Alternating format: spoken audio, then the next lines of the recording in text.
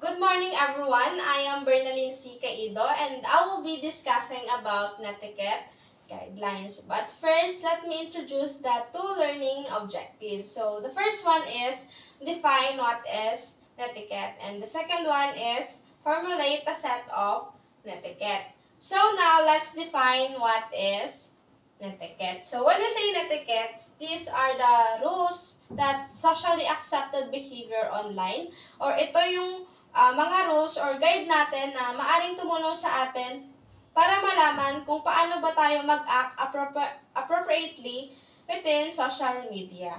O ito yung tutulong sa atin para maipakita natin yung professionalism while we are online. Especially now that karamihan na sa atin ngayon ay ginagamit yung social media para makipag-communicate sa ibang tao. So, we have 8 netiquette guidelines na pwedeng tutulong sa atin na maipakita natin yung pinaka-appropriate behavior na tutulong sa atin para maprotektahan natin yung reputation natin, magpakita tayo ng respect sa ibang tao, at marami pang iba.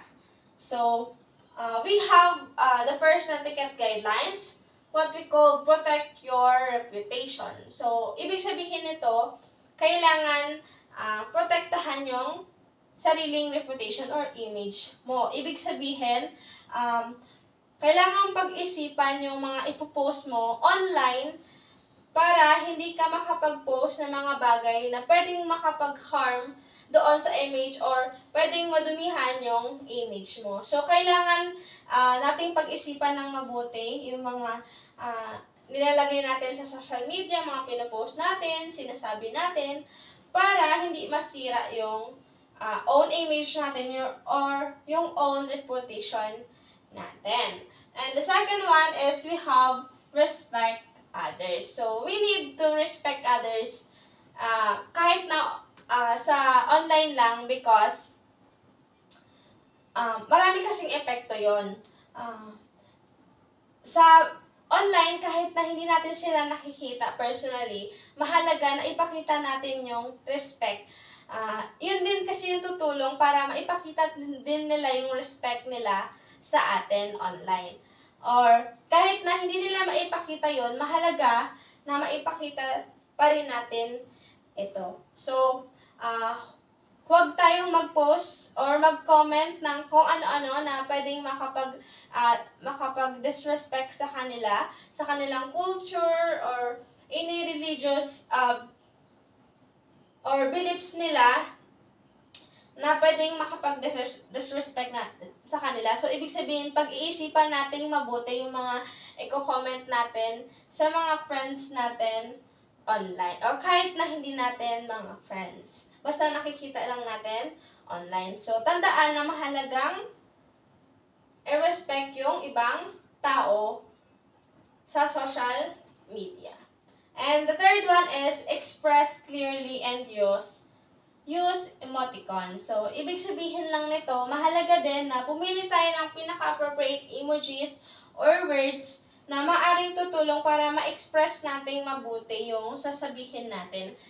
Para hindi ma-misunderstood nung kausap natin at magkaroon kayo ng maayos na flow ng communication at maiwasan yung misunderstanding. Lalo-lalo na kapag sa social media kasi, kapag hindi mo mismong kaharap yung kausap mo, nahihirapan tayong intindihin yung sasabihin niya.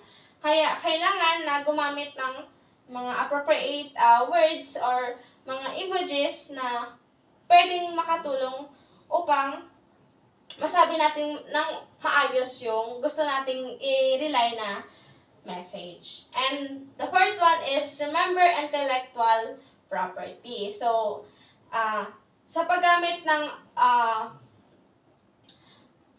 social media, mahalaga rin na kilalanin natin yung isang gumawa ng isang image or isang author ng books na nagustuhan natin. Kailangan huwag nating angkinin yung sarili nilang gawa. So, ibig sabihin, i-recognize natin yung yung ownership nila doon sa sarili nilang gawa. Huwag nating angkinin. So, kailangan nating i-avoid yung pagkuha ng hindi sa atin sa social media.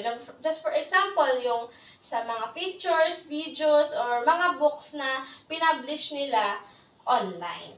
So, kailangan natin palaging kilalanin yung author. And the fifth one is check spelling, grammar, and punctuation. So, kapag nakipag-communicate din tayo sa ibang tao online, mahalaga na tignan natin mabuti yung mga spellings at saka yung grammar and punctuation kung maayos ba para madali nilang maintindihan yung gusto nating sabihin. At lalo na pagpapakita rin kasi ng respeto yung paggamit ng tamang spelling, yung maayos na grammar, at yung punctuation. Ibig sabihin, nire-respeto rin natin yung oras nila kapag nakikipag-usap tayo sa kanila. Hindi natin sinasayang yung oras nila. So, yung pang-anim is think before you post. So, mahalaga na pag-isipan nating mabuti yung i-post natin online because alam natin na once na na-post na natin yung bagay na yun is hindi na natin maibabalik yun. Makikita na yun ng iba. Kahit na i-delete pa natin iyon, matatandaan at matatandaan nila iyon. Kaya mahalaga na pag-isipang mabuti kung yun, yung ipopost mo natin is nakakabuti siya sa atin o sa iba. Kung ganon, pwede siyang i-post, pero kung alam natin na hindi, ayan, pwede natin pag-isipan na wag na lang i-post yung isang bagay na yun.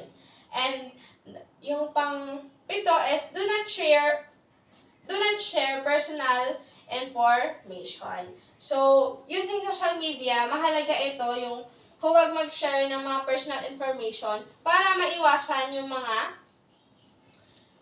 scammers na pwedeng mag-hack ng account natin o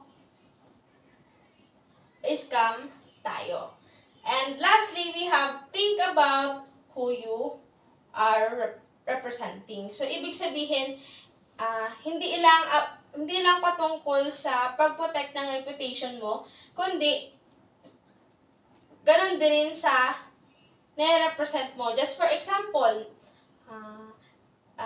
bilang ikaw sa sarili mo, hindi lang sarili mo yung nire-represent mo, pati yung family mo. Just for example, hawak mo yung empleado ng pamilya mo. So, ibig sabihin, na-represent mo din sila. And also, alam ng mga tao na nag-aaral ka sa specific na school na yon. Just for example, sa Asbury, alam nila na nag-aaral ka sa Asbury. So, once na nag-post ka ng hindi maganda sa social media, maaring sabihin ng mga tao, oh, anak pala ito nung ganon. Ibig sabihin, masisira din yung image ng family mo. Or, pwede nilang sabihin na, nag-aaral to sa Asbury, parang, ganun. Pwedeng makapagbigay ng negative impact doon sa school or sa family mo. So, kailangan pag-isipang mabuti yung mga sasabihin, mga ipopost natin sa social media para lang sa ganun, mapaprotektahan din natin yung mga bagay na nare-represent natin. So, kailangan tandaan tong mga netiquette guidelines. Ito kasi yung tutulong sa atin para mag-act tayo ng appropriate o ipakita natin yung pinaka-appropriate behavior sa mga tao within social media. That's all. Thank you.